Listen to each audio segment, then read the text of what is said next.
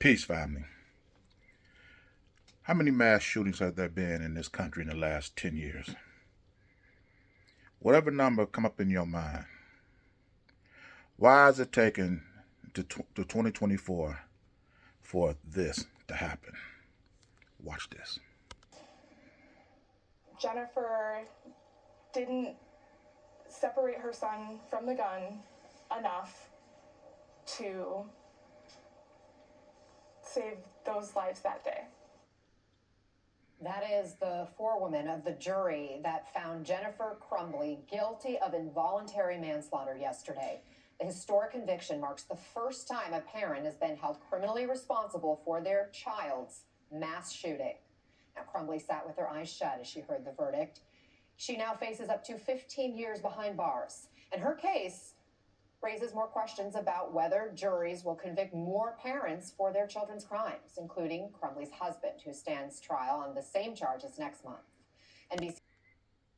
Yeah, she's 100% correct. This does open up a whole bunch of other questions. But the question that I'm asking is, why does it take all this time, all these lies, for finally these parents to be held accountable? When you look at the guns that these children have gotten, pistols, long guns, whatever it is, they've gotten at the help or the assistance of their fathers and their mothers. They've been in the homes. Why is this system moving so slow to hold these people accountable? But let's continue. NBC's Maggie Vespa joins us from Pontiac, Michigan now. Maggie, what are we learning about the conversations that went on in that jury room? Yeah, Anna, it was really interesting, that forewoman telling us that while it obviously ended with a unanimous verdict, juries in Michigan have to be unanimous, it definitely didn't start off that way. She told us yesterday, actually, that both sides, in her words, were well represented, meaning some jurors went in thinking that this should be a not guilty verdict. Others went in thinking she was definitely guilty. She also told Savannah in that exclusive conversation this morning that everyone's reason for voting guilty, she said, was different, or at least there were different reasons among the jury. For her specifically, it was that point that she raised about the fact that Jennifer Crumbley, the forewoman pointed out, was the last adult to have possession of the gun that Ethan had. It was the one that had been gifted to him, and it was the one that he used in the shooting. And then following up on that point, Savannah asked this question. Regardless of how the court system is set up, it got to be unanimous or not. The fact of the matter is this: these parents are the ones who most of the time purchase the guns, hand them to the child, and responsible for these kids. So in the beginning, the middle, the end, the parents plays a pivotal role in all this nonsense. I don't care if each juror had their own independent reason for voting guilty. The fact of the matter is, every last one of them should have reached the same decision. There's no doubt whatsoever that the parents are responsible for this. Now, this should now set precedence for all these gun shootings, these mass shootings, for all these parents, whoever bought, purchased, gifted, whatever, and these kids or these people get their hands on guns that they would not have been able to obtain on their own and commit these types of crimes. Every last one of these parents should now face jail time. And this is what's going to stop or severely hamper these mass shootings once you start locking these parents up.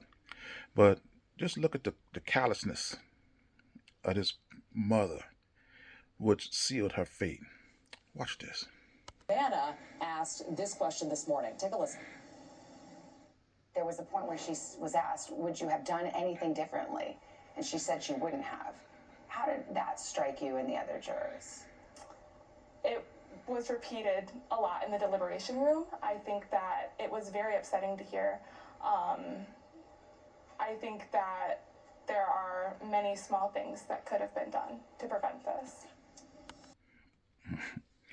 This juror, or four person, whatever she is, she reminds me of Wednesday off the Addams Family, the vampire's daughter.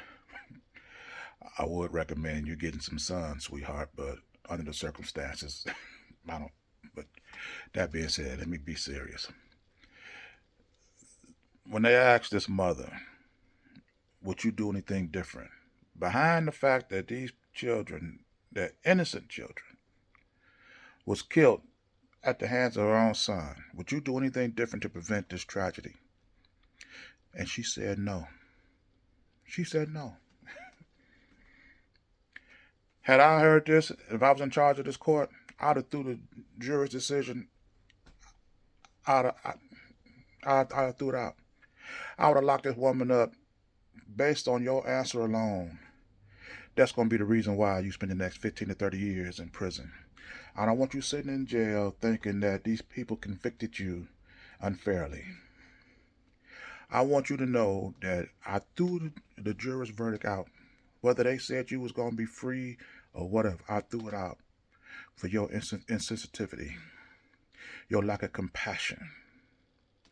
For you to sit up there and say, after you sat and witnessed the horror that your son has participated in, forced these other families to participate in, and could you have done anything different to prevent this?